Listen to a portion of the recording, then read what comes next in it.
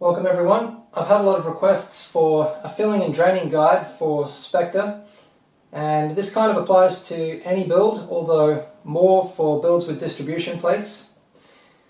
So I'm just about to fill the loop for this Spectre 3 build, which is pretty much all done, just needs the loop filled and testing.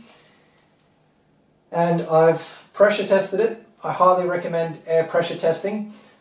The only problem with air pressure testing is it obviously doesn't tell you where the leak is. It just tells you there's a leak and then you have to find it. But it's usually pretty easy to find. You just go around checking that all of the fittings are tight, the tube is pushed in properly. But it can certainly save some disasters.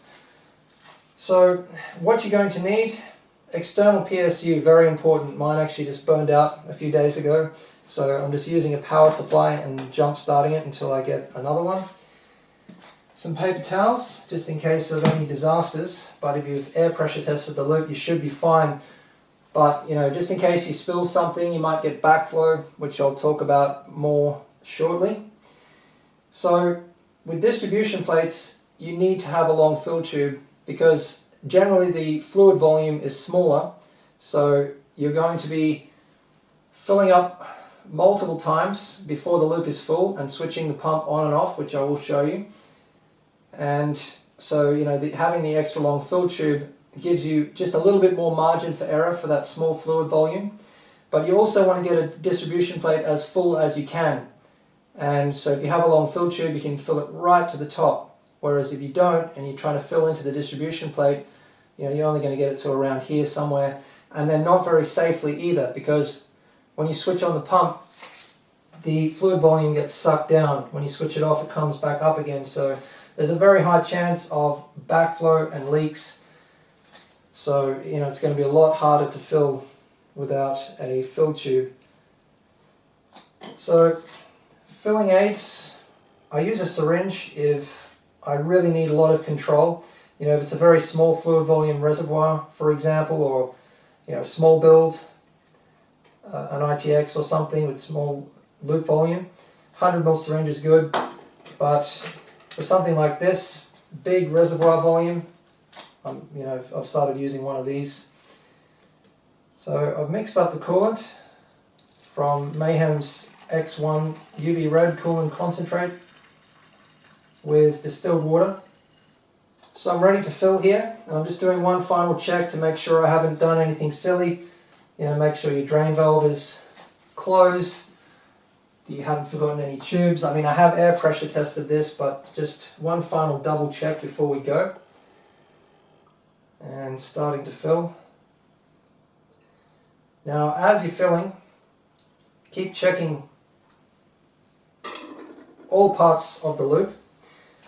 So filling Spectre 3, because the fill and the drain port is on the back, I usually fill and drain from the back. It's just a lot easier. But other builds, you could be filling from the front, the inside of the case. So with Spectre 3, it's good to just keep walking around, taking a look at everything as you're filling. Again, just another precaution, even though I've air pressure tested. So you can see one of the benefits of having the long fill tube. It just gives me the little bit extra coolant that you can put in there, so that you don't have to fill it as many times. It's not much, just that margin of error. But certainly you're going to see with the backflow that it can really prevent some disasters. So I'm ready to switch on the pump now for the first time. I have more coolant here ready to go. Now you cannot run these pumps dry, even for 1 second. It's going to damage them, potentially just completely ruin the pump and burn out the motor. And that's because they're lubricated by the fluid, they have a fluid bearing. So, you can run air through them as long as there's a little bit of fluid left behind, but you cannot run them completely dry.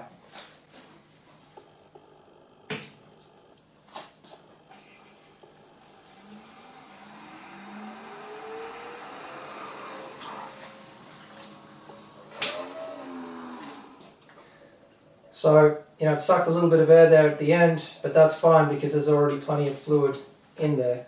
So it's not going to seize and damage the pump. It's just if you run them completely dry. So just taking a look around the front, everything is good. You can see the amount of backflow just there. We won't get that much backflow later on once most of the loop is full. but yeah, you can see what I mean, how it could actually overflow, and the importance of having a fill tube on.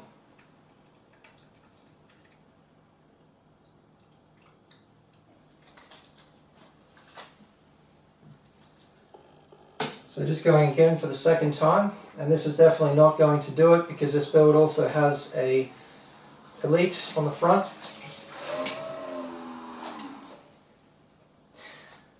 The PSU has a bit of a delay when you switch it off.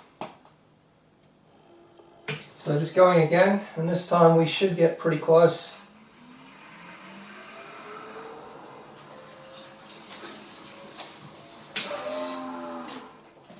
So very close, but we're actually going to need a little bit more coolant. With a front Elite, or with one Elite, Spectre takes about 1.5 litres of coolant. So that should be the final time now for full circulation. I won't have to switch the pump on and off again. Although it does help to get the last of the air out to continue switching the pump on and off a few times. Now, I don't recommend trying to keep up with the fluid, and filling it as you go, although you can do it at the end. Like this time I'll be able to get away with doing that. And that's just because you probably won't be able to keep up with the pump, and it's going to just end up sucking a lot of air. The other thing to be careful of, if you're going to fill while the loop is running, is not to put too much coolant in the fill tube, if any at all. Like, don't get the level up in the fill tube, because when you switch off the pump, it's going to backflow quite a bit. So yeah, you wouldn't want to go much more than that. If you're up to here and you switch off the pump, coolant is going to come out everywhere, because it does backflow quite substantially. I'll show you. So I'm just going to fill that up a little bit.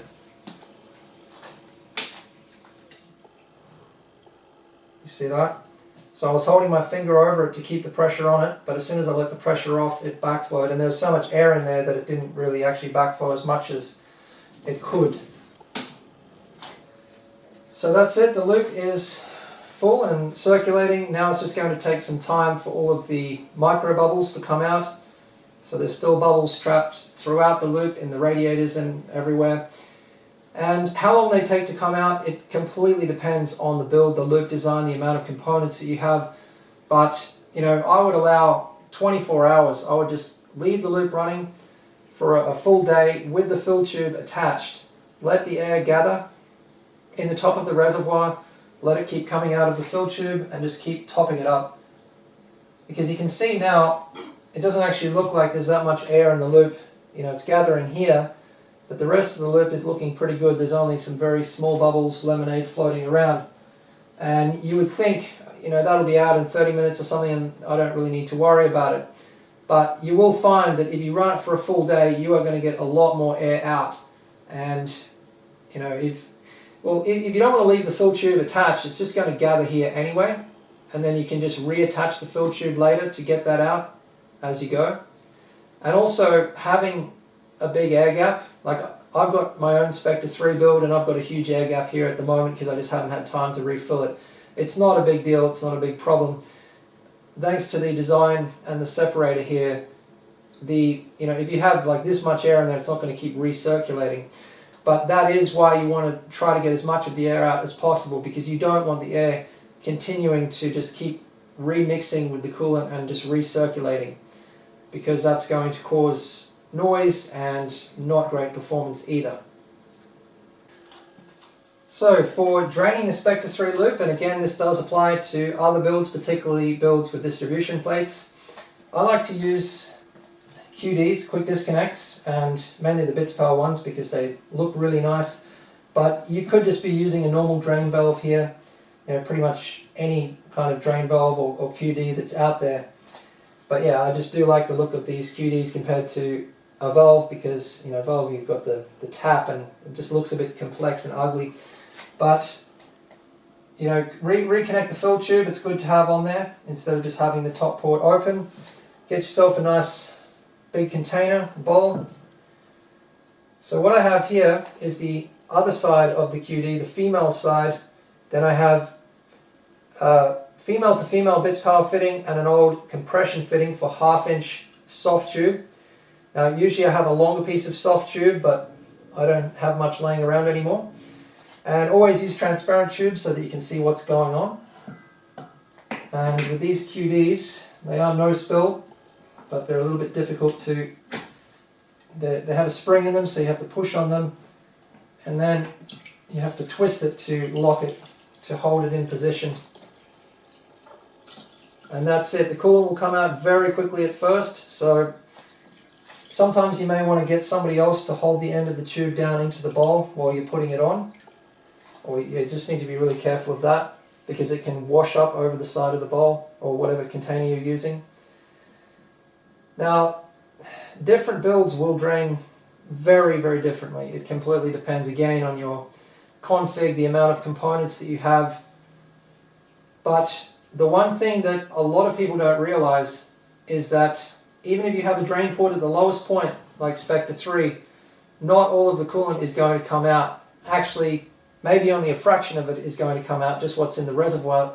The rest of it is airlocked in there. The system is up and running now. I couldn't finish the video yesterday, so I had to continue progressing with the build. It's currently installing Windows, which is why the lights are set to RGB, which looks ugly with the red coolant. Now I wish I could give you a simple step-by-step guide for this part of it, but not much of building water-cooled systems is straightforward, and certainly not draining loops.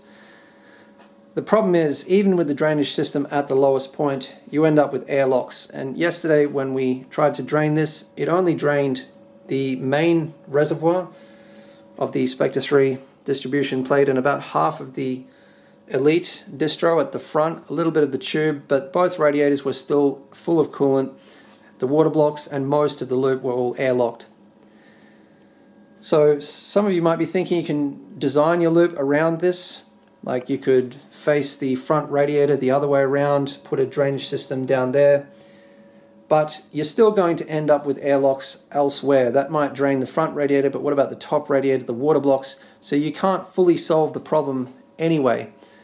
And then you start ending up with an ugly, non-optimal loop, and it's for something that you're only going to have to do maybe once, maybe twice, not many times, but you're going to have to look at the build for a very long time. So aside from putting my drainage system, or trying to put it at the lowest point, I really don't do any other loop design to allow for easier draining, because I want to build my loops to be the most high performance that I can. The priority is performance and aesthetics, not draining.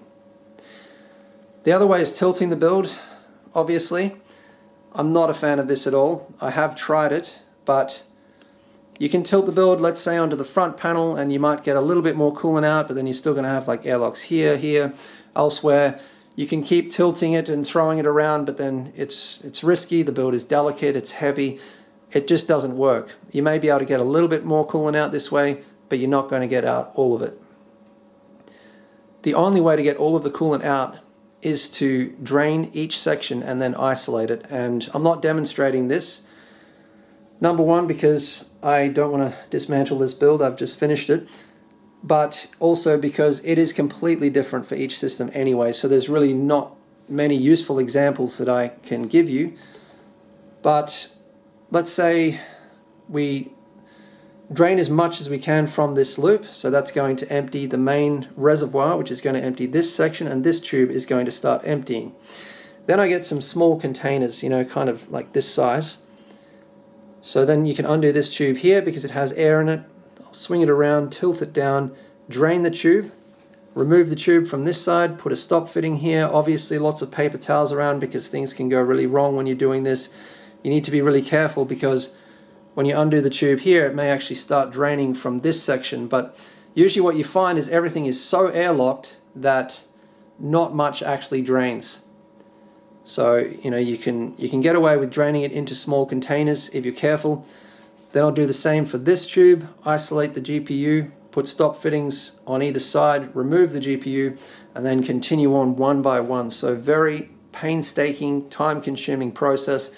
And you need to be strategic about it so that you don't end up with disasters and spills.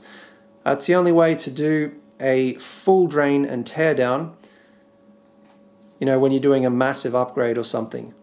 But if you just want to flush your coolant, let's say it's been a couple of years, you might be running opaque coolant, it's separated out, it's clogged a bit, then just use a loop cleaning kit like Mayhem's Blitz.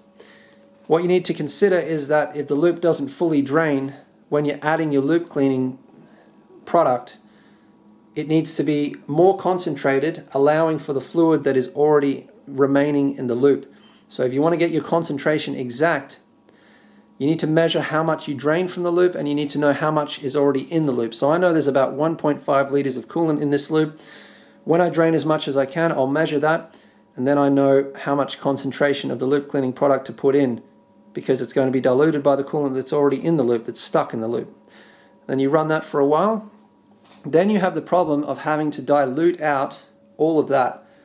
And to do that, you may have to fill and drain your loop about 15 times. So you fill it, you run the pump for like 30 seconds to a minute, you drain it, and you just keep going and going until all of that color is out. If you're using clear coolant, it's a little bit more difficult to judge. But by the time you've filled and drained like 15, 20 times, depends how patient you really are, you're going to have diluted out certainly the vast majority, like 99% of that old coolant and loop cleaning product. And what will be remaining then will be the fluid again that you couldn't get out. So the last few times that you flush and drain, use distilled water. But yeah, that's not a very good method, because you still may leave behind traces. I've also tried vacuuming and blowing the coolant out with air, but again, it's not very effective. The air just goes through the coolant. You know, it just bubbles through the coolant, and you still end up with coolant stuck everywhere. But if anyone else has come up with any other methods for getting all of the coolant out of your loop, let me know. I'd be very interested.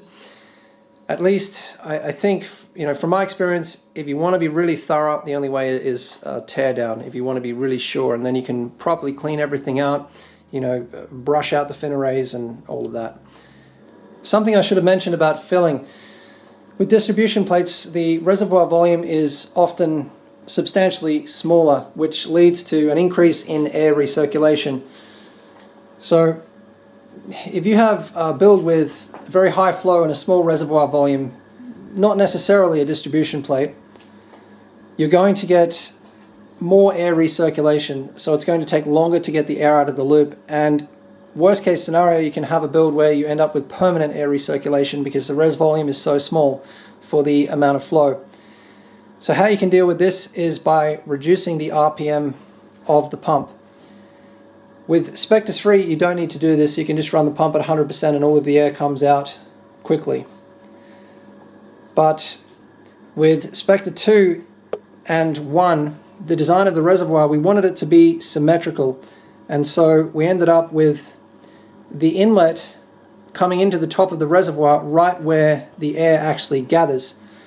Now, if you know what to do to get this out, it's easy, but if you don't, you can end up with some air recirculation. So what you need to do to get that out, you just wait for some air to gather, then you switch off the pump, and the air then just rises out of the fill port. But you need to have a fill tube attached. But you can't just decrease the RPM of the pump permanently, because air will then still get stuck in places like the tops of the radiators, maybe in the water blocks. So you actually need to rev up the pump to 100% every now and again, go back down to, 50, 60, maybe even 80% for longer periods of time to let the air gather in the reservoir. And it depends on the build. You may need to do this 5-10 times, revving up the pump, down again. You may not need to do it at all. It's just if you see a lot of air recirculation for a long period of time and you want to speed up the process of removing that air. So let's say you've been waiting for the air to come out for like half a day and you just want to go a little bit quicker. It's just something you can do to help it along. But anyway, I hope you found this video useful. Thanks for watching.